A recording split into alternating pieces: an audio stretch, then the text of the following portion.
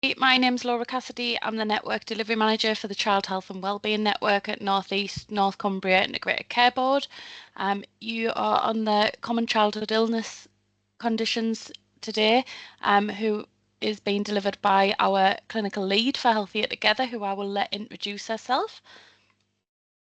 Hi, I'm Alex Battersby. I'm a paediatrician at the Great North Children's Hospital, and as Laura said, I'm one of the clinical leads for North East North Cumbria Healthier Together.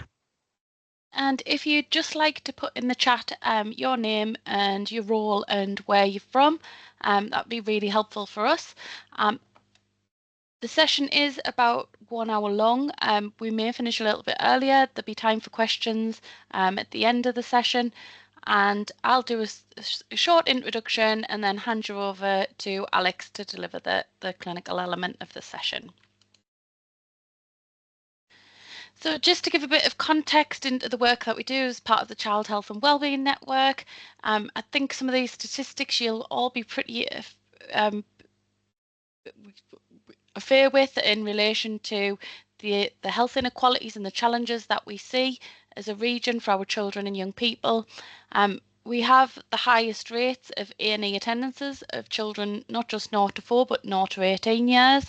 And actually, we know from a lot of our data that a lot of these attendances could be avoidable if parents were supported with that consistent information and advice and guidance to reduce parental anxiety when their children are unwell.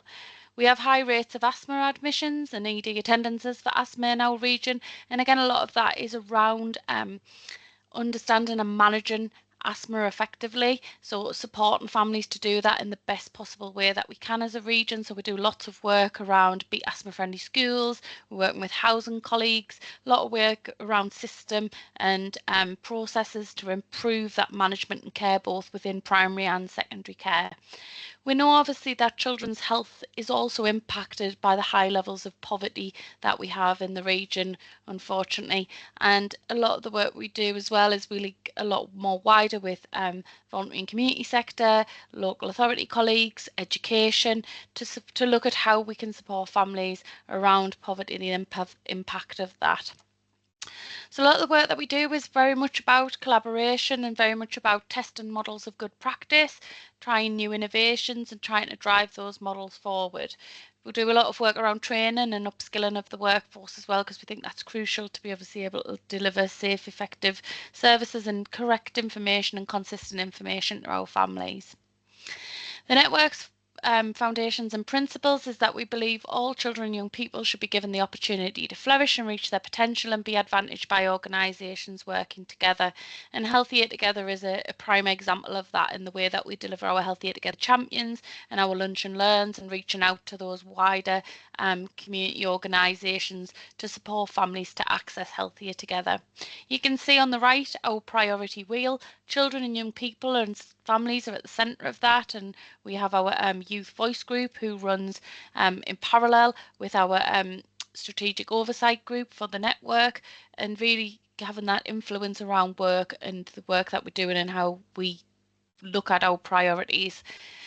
You can see all of the 10, the 8, I don't know where I got 10 from, different things that we look at as an organisation and in our priorities, and you'll notice there over in the dark blue, the family support. That was added as a result of COVID, and I think as organisations yourselves, you'll recognise that families are often needing a lot more support, and really it's that whole holistic approach of care that we're looking at a lot of the time with our families we work with.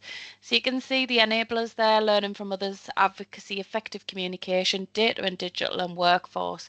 And it's very much about us driving that work forward as a network. So the learning session outline, we're going to focus today on the common conditions and presentations, particularly in preschool children, as we know these are the the biggest contributors in relation to A&E attendances, but also from a primary care perspective. Look at those red flags for common presentations, when to refer on, and how Healthier Together website and mobile app can support professionals and parents with this. So I'm going to hand over to Alex, and I may dip back in because I'm conscious there's slides around the new website and how it works, Alex. I think you might be next, actually, Laura. Okay. So yes, I think hopefully today, over the course of the next sort of half an hour or so, we'll cover a couple of acute presentations and what to do and when to think about them. And then also to think about some of the more chronic presentations, which are in part, we are asked about quite a lot as paediatricians, but also I think it's important when we think about the way patients present nowadays.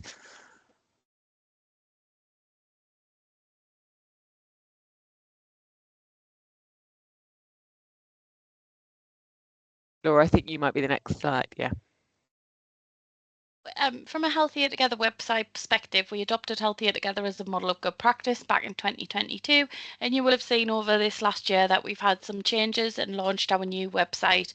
As of January, we actually moved to healthiertogether.nhs.uk in line with colleagues and partners nationally as we work as a steering group and collaborative across the country to improve the Healthier Together website and offer, and obviously make it much more in have much more modern capabilities, but also more user friendly, and hopefully given a really good service user experience as we move forward with the website. In our region, we have the website and the app, and just to differentiate between the two, the Healthier Together website is for parents, carers and professionals and young people. So we do have a healthcare professionals section, which Alex will talk through some of the information that's on there as part of the session, and it has that much broader health and well-being information. The Healthier Together app is very much about the acute illness, and what we say is that very much when your child's unwell during the night, it's really easy and convenient to look at the symptoms and know where you need to go. It also has a functionality that links up with primary care, so it's able to send online consultations within primary care working hours and reverts to 111 out of hours. So it's really about giving parents that whole offer and package of being able to understand where they need to go when, but also their understanding around those kind of more serious illnesses that we know they need to seek help immediately and not delay a presentation. So as part of the website, we have built-in features that we think are really obviously effective from a clinical perspective, and that's safety netting that offers users, clinicians to be able to utilise the website to be able to offer that. So the SMS share functionality that is built into the website allows you to send text messages directly to parents' phones with links to the pages of the website. These are free for you to use. It's a built-in functionality. It does not show your phone or any details from the sender. We don't store any parent or identifiable information from these. It is purely a way of obviously getting the information to the parents. The easy to use traffic light system, so the red, amber, green, and obviously around ensuring parents know the red symptoms to look out for as an immediate need to action on those symptoms. The website's available in 30 languages, and we're currently working on the easy read functionality and read aloud, which will be hopefully available soon. One of the things that they are working on and now that you can do is that you can print the pages in the different languages that are available, and coming soon you will be able to SMS share in different languages as well. So it's really, we are building on, it's a very off-the-shelf custom built website that Healthier Together is developing in relation to being able to offer those different elements. What you'll notice different in the way that the website works now, because we've gone with our colleagues nationally in a way to we still want to be able to localize our content. For you as a professional, when you land on the website, you need to click on the professional's choice, and then you assign yourself to what you work within. So whether you work within secondary care, a GP practice, 111, pharmacy, the ambulance service, or any of the other professions mentioned there. We will be adding other as a catch-all, that should be added shortly to that, and all of the content will fall within that. Once you've done that, you won't have to set your profile again. It will remain on your browser, so it'll remember you when you come back. This is just to help the website localize the content for you as a user, so you get the North East and North Cumbria pathways and the relevant information and local resources. As a parent, we know that obviously we've added some additional steps, and this is about, again, just localizing content. And again, for parents, once they've done it once, they won't have to do it again. And once you've set your preferences, it doesn't mean to say that you can only land on a child 1 to 4. You can move between the different age groups. So you as a parent, when you land, again, you select your preference, you put in your postcode and you link to your GP practice. This is very much similar to how the app works, but obviously we're conscious that it is a website. None of the details, again, are stored or anything, and not used in that way. The reason we've linked it to GP practice is to localise service content again. And obviously it's helping us understand where we're getting greatest use as well from practice patient populations, and where we need to kind of put more resource into supporting families to access through our Champions programme with the voluntary and community sector schools. We've been doing a lot of work around that. So it's just for you as professionals to be aware that obviously those steps need to be taken when a professional or a parent lands, but then they will have access to all of the localised content. So I'm going to hand back to Alex, and she'll go through her side of the clinical element. Thanks, Laura. So our plan to do now is just take you through some of the common things that we might see in preschool children. Obviously, some of these have got some relevance to other age groups, but predominantly the focus will be on that preschool group, which, as Laura alluded to, is one of the biggest populations that we see. The first thing that, unfortunately, we still seem to be in the depths of winter. And one of the things that we see most frequently here in the emergency department and in hospital is viral-induced wheeze. We know that this can be really common in preschool children, and some children will have a single episode and never have a problem again. And some children will have recurrent episodes which have more of a feature of a more asthma-type presentation. Some of those children will have features of atopy, and some will also develop interval symptoms. And depending on how they present may vary about how we treat them, both initially and more longer term. Next slide, please, Laura.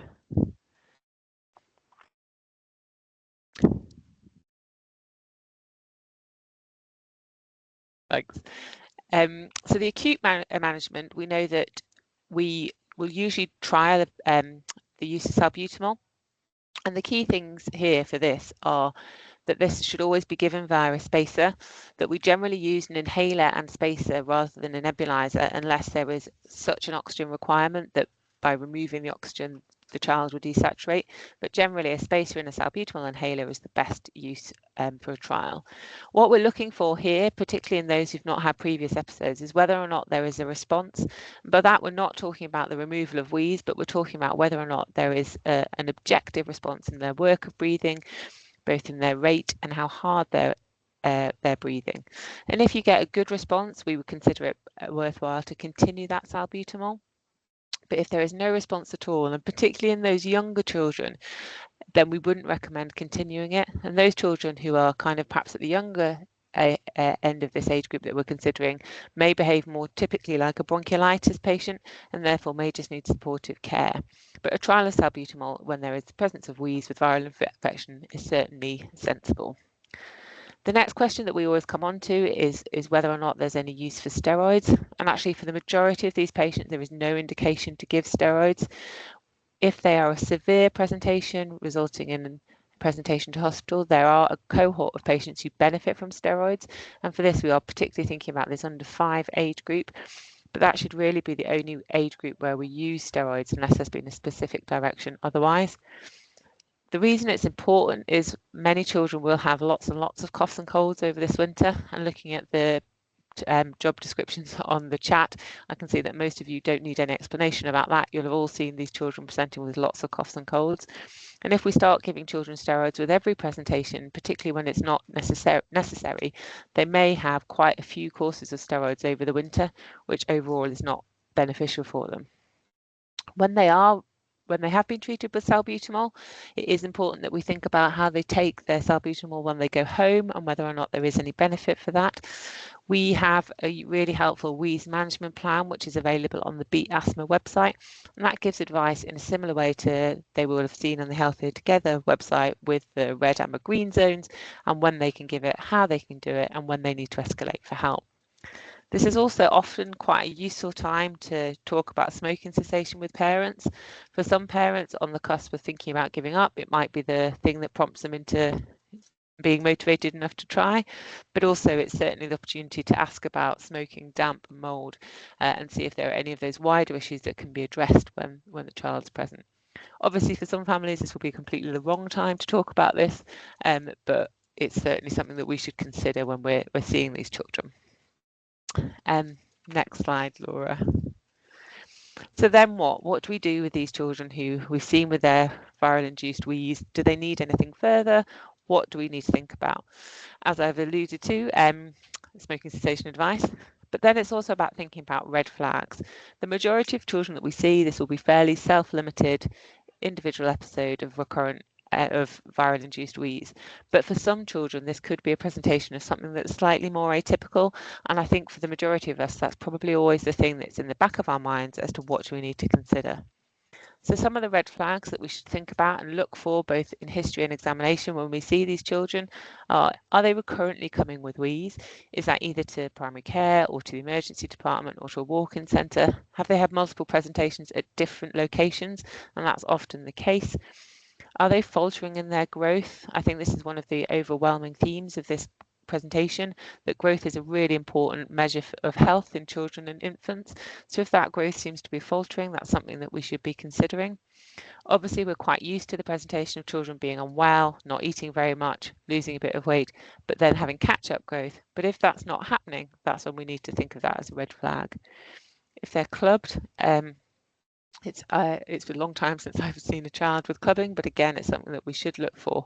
And perhaps the more common red flags that we may see would be a persistent wet cough for 6 weeks or more, or fixed crepitations. And they're things that we'd be interested to see both as part of a follow-up and usually in an outpatient setting.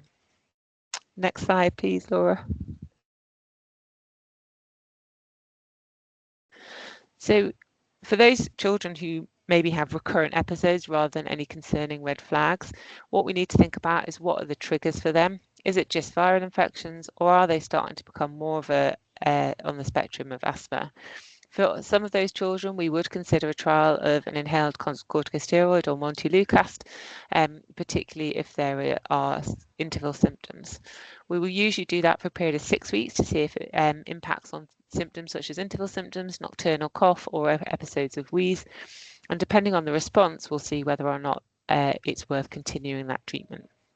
Some children benefit from this treatment over the winter months, particularly if they are triggered by viruses. Other children who may be triggered more by things like hay fever may benefit for it at a different type of year. And then we should continue to make sure that we have a period of stopping and reviewing that treatment if we have initiated it. One caution is with montelukast is that it can cause night terrors and nightmares, and this is something that is seen not infrequently with this medication. So there are two parts of this. I think in children who already have quite disturbed sleep with regards to nightmares or night terrors, I tend to stay away from it. And for those of them where they don't and you're going to give it a trial, I think it's really important that you have an open conversation with parents and warn them that that can happen. And if it does happen, they can simply discontinue it. If they remain on treatment, such as inhaled corticosteroids, they will obviously need to remain under review, but this could be within primary care, and we would hope that many of these children will actually grow out of their symptoms by the time they get to the kind of school age or 5 or 6, and that's why it's important to have that challenge of having a trial off. Next slide, please. So this leads me very nicely onto the topic of chronic cough, which again is something that we see really quite regularly in the emergency department and also in outpatients. And I think what we have to remember is that what we see in the emergency department has now blurred very much with what we see in outpatients due to the way that people opt to to contact healthcare. One of the things we probably see over the winter, and still the commonest cause of this, is that they have recurrent viral infections. If children are having up to 7 or 10 viral infections in the year, the majority of those are clustering in winter. They will often have a cough for the majority of winter, and they don't need any further investigations or referral if there is a clear history of this. The things that we really want to know is the cough wet? Is it actually a recurrent cough, or is it a persistent cough? Is it a post-viral cough? And are there any other pathologies or any other systems involved? The post-viral cough is, again, along with that the recurrent viral infections, we see that the cough in infants can persist for up to a month or sometimes even 6 weeks. And for school-aged children, it can be associated with at that same duration. That post-viral cough in the context of recurrent viral infections in a well child needs simply reassurance and needs no further investigations or treatment. But this can be a really challenging area to communicate with families, as there's often a high level of concern and anxiety. Again, asking about things in the home, such as smoking and damp and mould, is also important as part of a holistic approach, but can be a challenging dynamic to have that conversation, but they're nevertheless important. Next slide, please, Laura. So the red flags for cough are actually with similar to what we've seen before. Again, we're talking about, is this a persistent daily cough which is worsening or wet and is lasting for longer than we would expect? And by that, it's often sort of 8 weeks duration. Are there other systemic features such as weight loss, night sweats, persistent fever? So usually in those viral infections, when you really drill down and ask about the history, there will be a period of time where they were afebrile or they were well briefly. That time may be very short, and if there are other children in the household, it may feel really short for those parents. So I think it's really important to be sympathetic, but that's what you're really trying to distinguish between when you're taking that history. And again, have they got any other concerning features? Have they got poor weight gain, blood when they're coughing? Did this start from a really young age? So was this actually present in the neonatal period, or does there seem to be any association with feeding? So is there any concern that this isn't respiratory but is more of an aspirating type picture? And that's particularly pertinent in those kind of in that younger age group. Next slide, please. So the things that we're thinking about there, as I've sort of suggested with some of the red flags, are could this be early onset asthma? Could this be an aspirated foreign body? This is really tricky unless there's a clear history, but it's certainly something that we can ask for. And sometimes when prompted, parents can give an account of an episode that's happened. Could it be postnasal drip? Is it actually gastroesophageal reflux, particularly in that younger age group? Or could it be something slightly more serious, which would usually be reflected by that poor or faltering weight gain?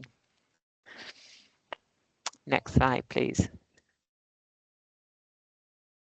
Perhaps the next most common presentation currently is diarrhea and vomiting. And when I looked at the A&E board over the past week or so, this seems to be a highly common presentation at the moment.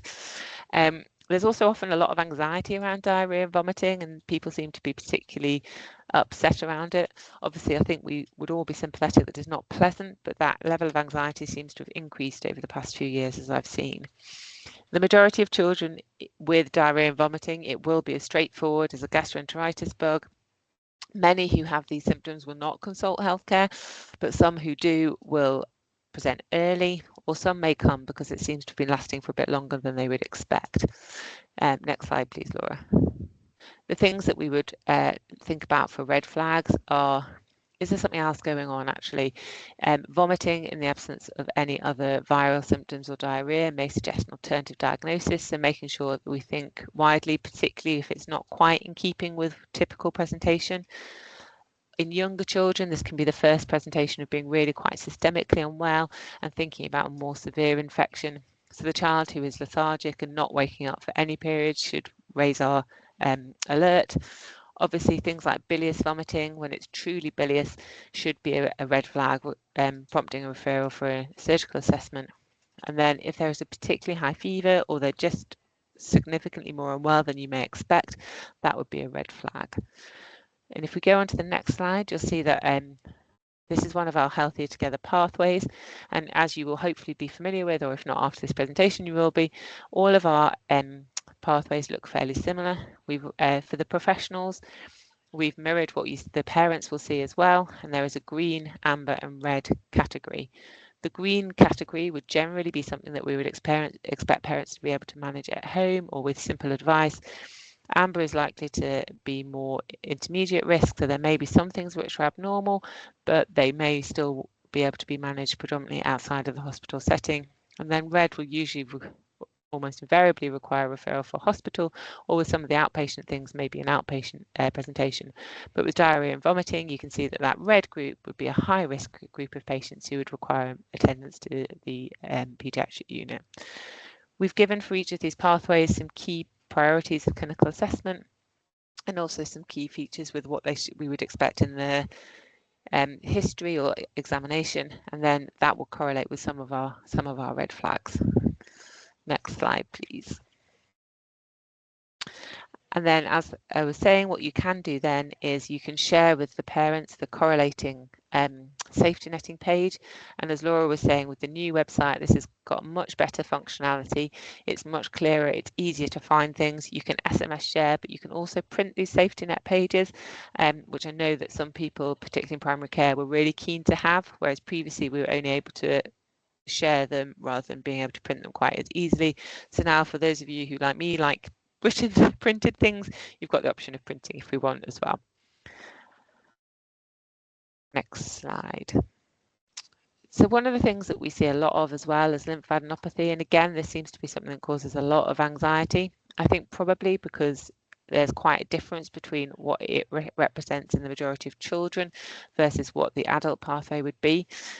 It's been a long time since I've had to look after an adult, but I am aware that there are quite differences in pathways for this area in particular. We still get a number of referrals to outpatients for lymphadenopathy, and the majority of these are non-concerning and don't need any further investigation. Many children will have lymph nodes that you can feel, particularly in the neck, and they may persist for quite a long time, but they can usually be reassured by history and examination alone.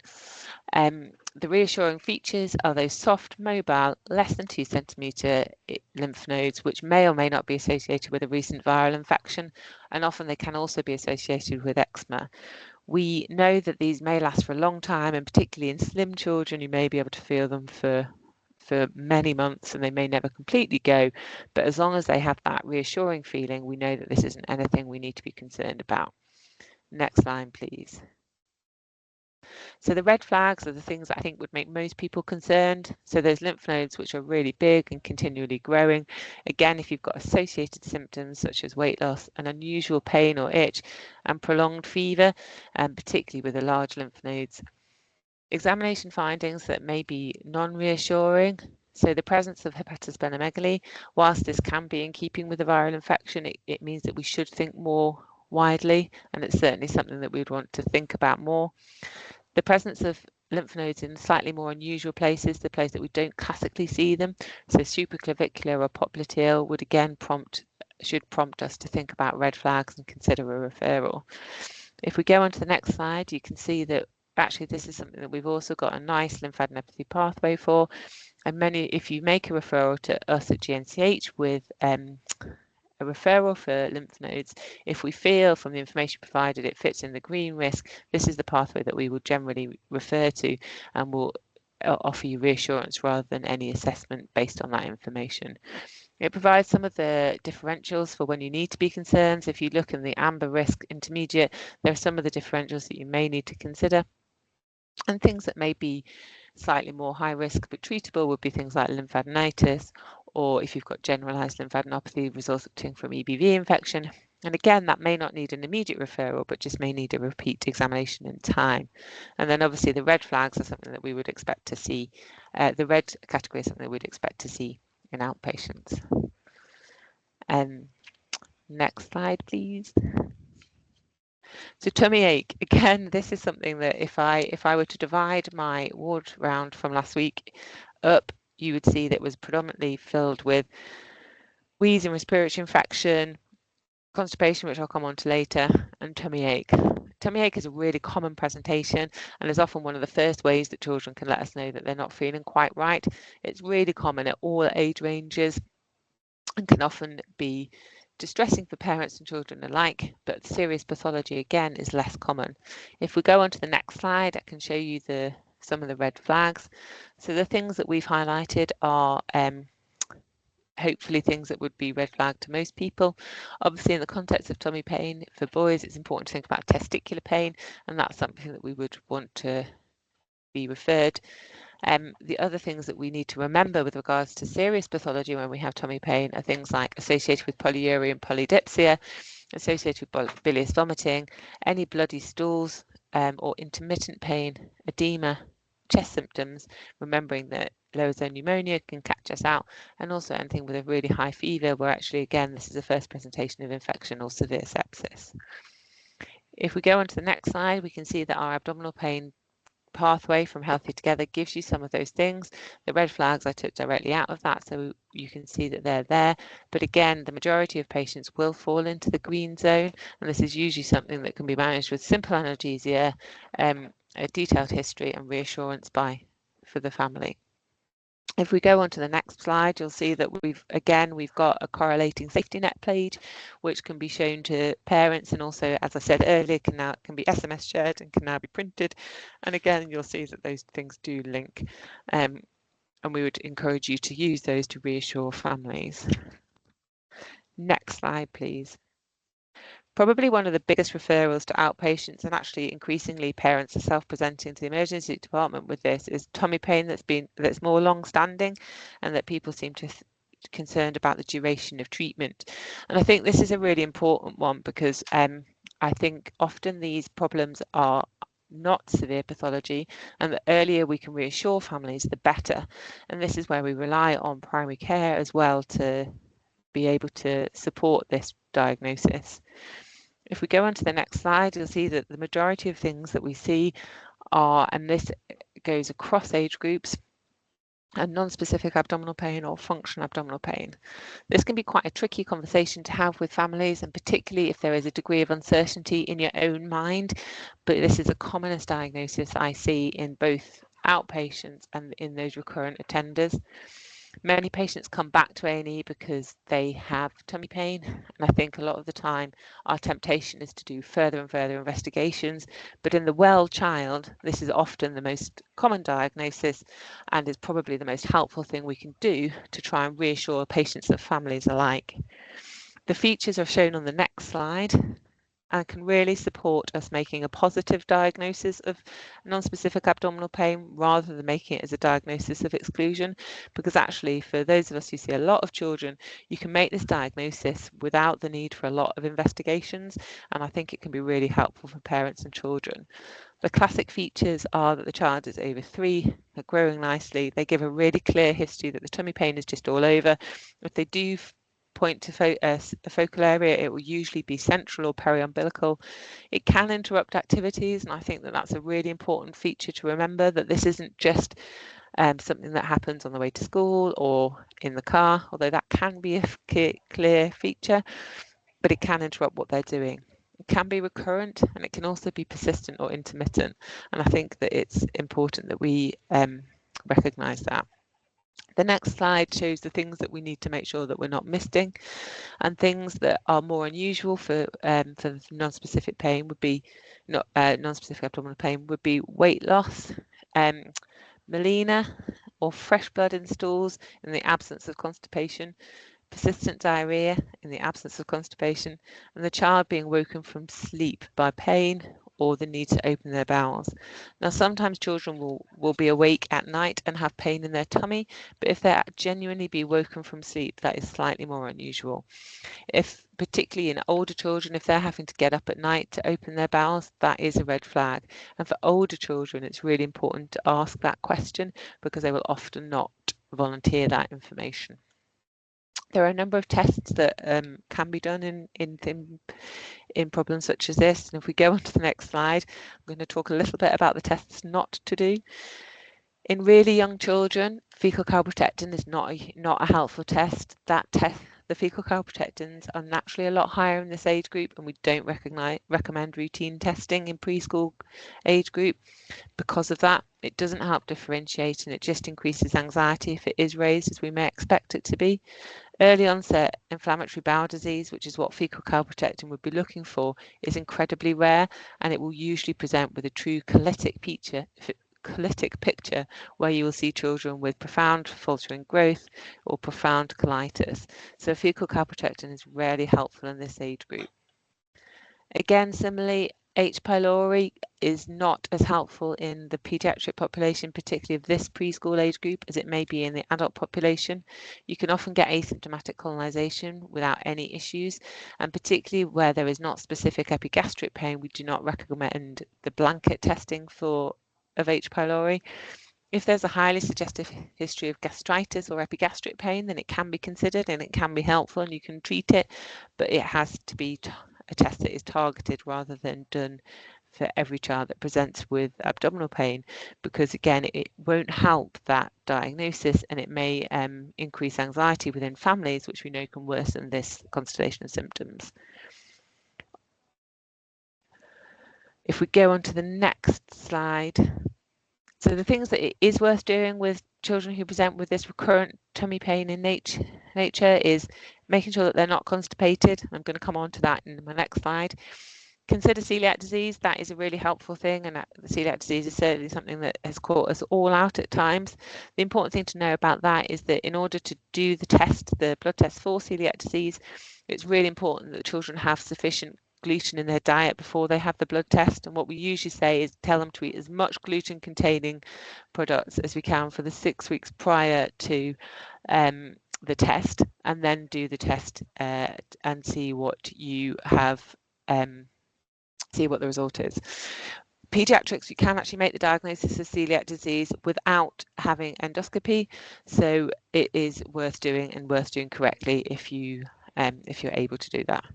The biggest part of management of this kind of non-specific abdominal pain is reassurance, and then I always say to families that my job is to reassure them and that their job is to reassure their child. So if you can do that and gain that relationship, you can have a really positive outcome and really reduce anxiety from an early point. So we'll come on to my next slide, which is a bit about probably one of my favourite topics, which is constipation. What I've learned over the past few years is that if you look for constipation, you will find it. It's prevalent in our paediatric age group. It has some peaks, particularly around weaning and potty training. There are times when you'll find a lot of constipation, but it also often doesn't present as typical constipation. Any child who is soiling should have constipation treated without before doing anything else. Children who have recurrent urinary tract infections, or actually the classic picture is children who have recurrent urinary symptoms, and you can almost spot them from their health record because they're the children who've had sort of 10, 12 urine samples sent and they've not always grown an infection. Non-specific abdominal pain can have a degree of constipation, and actually one of the most common presentations that we have in outpatients where they are constipated is the report of loose stools or diarrhea, and what they're getting is overflow. So if you look for it, you will find it. We also have had multiple admissions to hospital because of significant fecal impactions and the require for full disimpaction. So again, it's one of those things that the earlier we can treat it, the earlier we can get families on board, the better we can get it under control, and we can reduce attendances both at hospital, we can improve quality of life, and we can improve this for children. If we go on to the next slide, this is our local constipation pathway. It talks about the NICE guidance for treatment, and we essentially recommend for the majority of children who present with significant constipation from the outset, my personal practice would be to always do a disimpaction program, because then you know you're starting from a better baseline. But you can see here that it will, on our pathway, we can see that we've got the key things about history, the red flags, when to consider an alternate diagnosis, and that is also important, particularly with older children with a new onset or sudden presentation of constipation. If we go on to the next slide, some of the common pitfalls that we see with constipation are not treating for long enough. Constipation is usually built up over a period of weeks to months, and so what I usually explain to families is that they require that amount of time as a minimum to get things back to baseline. Often treatment doesn't work if it's just using a softener, so we always recommend using something like sodium picosulfate as a stimulant. The best laxative regime for a child is the one that they will tolerate. So many children will really struggle with high doses of Movicol because of the volume, and actually if they're not able to take that, it is better to switch it to something else. The other thing that we see a lot, and particularly because of the way we work, so children present to the emergency department in extremis with constipation, they are given a disimpaction program, and then no one maintains them on some maintenance laxatives, and it becomes a bit of a cycle, and then eventually you lose the family because they get fed up. So keeping children on a maintenance treatment is also really, really important. The other thing that we find is that children don't like going to the toilet at school, and I thought that was just teenagers, but actually increasingly it's all age groups. And for anyone who's been in schools recently, I think that's not an unreasonable thing. Many of the toilets are not very nice or not very private, and kids are frequently commenting on each other in the toilet, so I think it's probably understandable, but that can obviously worsen symptoms and cause withholding, which can impact on constipation. If we go on to the next slide, the red flags that we need to think about in this, so constipation is a really common diagnosis and is often the cause for some of our acute presentations. However, it can also be present in other diagnoses as part of the picture, but there are red flags which we should think about. So constipation from birth or the neonatal period, or failure or delay in passing meconium in the first 48 hours should alert us to the fact there could be something more going on. Any kind of neurological signs, so weakness in legs or locomotor delay, should alert us to an alternative diagnosis. Abdominal distension and vomiting, whilst that can be a presentation of constipation, should make sure that we think about alternative diagnoses. And whilst we don't recommend rectal examination in children, it is worth, particularly in babies, someone making sure that they've looked at the anus and making sure that it looks both normally placed and normal in size.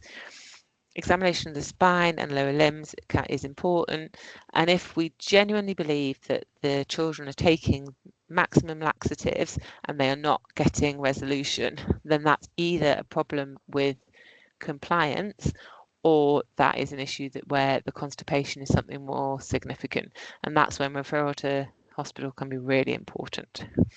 If you go on to the next slide, we've got lots of information on our Healthier Together page around constipation, both for parents and for children and young people. A lot of this links to the ERIC website, but we've also got some good information so that you can get families on board. As I alluded to, linked into constipation in the next slide is urinary tract infection, and this is another important diagnosis. Again, the most important thing here is to collect the urine correctly. At the Children's Hospital, we have gone away from using urine pad samples because they just result in a number of mixed growth samples. We tend to go for clean catch samples, which, whilst they are challenging and tricky for the families, they allow us to usually get the correct result. And given the implications of a urinary tract infection, particularly in younger children, I think it's really important to try and get the correct sample type. The diagnosis can also obviously be considered with the different presentations, and we also have to think about alternative diagnoses, particularly in a child who's unwell presenting with fever. We've got two slides, two aspects on the Healthier Together website which can help us with UTI management. The first one is on my next slide, and that's the acute management about how to treat in the first period when you've diagnosed urinary tract infection. Probably it's important to just remember that urinary tract infection in small babies can coexist with other infections. So small babies, it's likely that they will need an evaluation at the hospital, but with older children they may well be able to be managed at home. Newcastle has recently, in the past sort of 5 years or so, gone on to following the NICE guidelines for what to do after a urinary tract infection, and this is a bit of a change for people who've been in the region for a long time. And the next slide is aligned to the NICE guidance, but just presents it in a simple table as to which investigations are required following a urinary tract infection. And that's just quite helpful because actually there are far fewer investigations now than there have been historically. The last thing I was just going to mention is a little bit about sleep. This is a common referral for us in outpatients, and unfortunately it's not something that we are able to see, and we don't offer a service for it. That said, if we go on to the next slide, we know that it is a real problem for families and the children, and we understand that it has a big impact. So therefore what we have done is we've put a whole load of resources onto our Healthier Together website, which have been adopted by the national website and adjusted into what healthy sleep should look like. There's information there, and it goes from all age groups and gives us tips around how to manage healthy sleep, what to do, and there's support for parents and for professionals alike. And I think that the next slides represent what our pages did look like. As Laura said, we're just going to a new website, so they may look slightly different as we're just updating them in the transfer over to the new website. But essentially, if we go on to the next slide, it goes through some of the tips that we would put together for healthy sleep, and is a great resource for parents to read when they're not sleeping because they're struggling to get their toddler to sleep. So that is just a rattle through some of the common presentations that we see in the preschool age group, and I hope some of it's been useful. I'm happy to take any questions for the next 5 minutes or so, and I think there are some other seminars coming up in the next couple of months, which you may or may not have signed up for, but Laura will let you know the dates. I think there is one on sleep coming up and one on constipation. So if you want some more detail on both of those, they are good topics. I will bring them up. I've realised I didn't put the slide in. I couldn't remember whether you had, so I was trying to give you a way out. Oh, I apologise for that. That was my job to do, and I updated the slides and forgot. I know you did. So if anyone's got any questions, feel free to just put them in the chat. Otherwise, what I'll do is I'll share them round with the slides. Yeah. So I'll put them in the email body. Thanks, Laura. But I think there's one, if from memory, there's one on the 28th of Feb. So Laura's just asked about asymptomatic UTI. I think so asymptomatic UTI, I think in an older child, I would probably get a repeat sample rather than treat, because I think it is often a false positive. So that's my own practice. Rachel's asked a really good question about abdominal ultrasounds and chronic abdominal pain. Practically, I do them, partly because I think they can be really helpful in getting the parents on board. It's non-invasive, it's there's no radiation. I have never yet found an answer, but it has helped me move parents and families on with the reassurance that there's nothing going on. So I think there is a role for them. Whether radiology would agree with me, I think I've never had them rejected either, but I think there is a role, but that is probably the role rather than finding any significant pathology unless you have kind of liver or gallbladder concerns. So Lindsay's asked about melatonin for sleep in children with autism neurodiversity. There is a massive need for this. We do not see sleep. Unfortunately, I think this is something that probably needs to go to a higher level. We don't see children for sleep. If they, I'm aware that community who still have children with autism, etc., on their books may prescribe melatonin. Unfortunately, we don't have that capacity, but I think it's a massive issue, and I think is something that's going to come to a head in the next kind of 5-10 years, and and it's something that we need to address.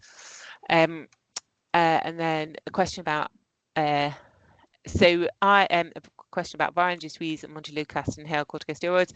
I tend to go for inhaled corticosteroids first, and I usually try for 6 weeks to see if that reduces symptoms. But I think you need to be clear with the family about what your baseline is, and what you're looking for is it's going to take a couple of weeks to get into them.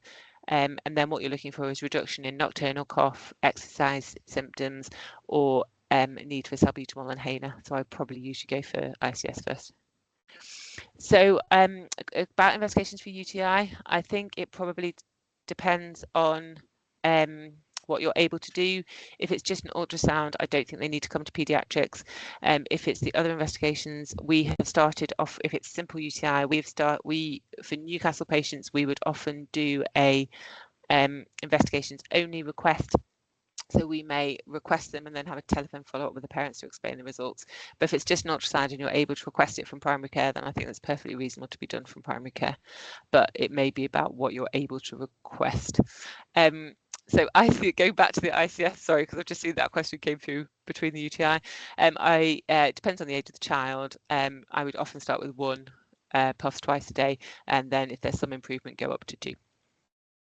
Sorry, that was slightly 2 questions at the same time. Does anybody else have any questions they would like to ask? If you no, Just to finish off, I've noticed we have got quite a few GP practices on the session.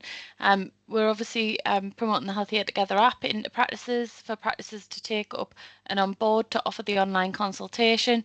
We've got around 39-40 practices now onboarded, with quite positive use from parents as well within some of those practices who were really active at promoting. What we do know is 2/3 of parents and children who use the app end up in the self-care. So it's about supporting them to obviously be able to self-care when it's safe to do so. The app's fully free for practices to sign up and on board with to offer the online consultation. I'll be sharing the slide round, so if any practices are interested, please do get in touch. I'm happy to talk through and support, and the onboarding process is very straightforward. It's very simple to do for practices, but obviously the whole point of the app is about getting parents to use Healthier Together before they even think about contacting a healthcare professional, because actually they may not need to do that if they realise that they can manage the symptoms safely at home. If nobody else has got any questions, I'd like to thank you for coming to the session, and the recording will be circulated. Now that we've moved over to the new website, we can get them added onto the website as a link to be able to, for those maybe who missed it or would like to go back for reference, and we will circulate the slides after the session as well. Thank you. Thanks, Laura.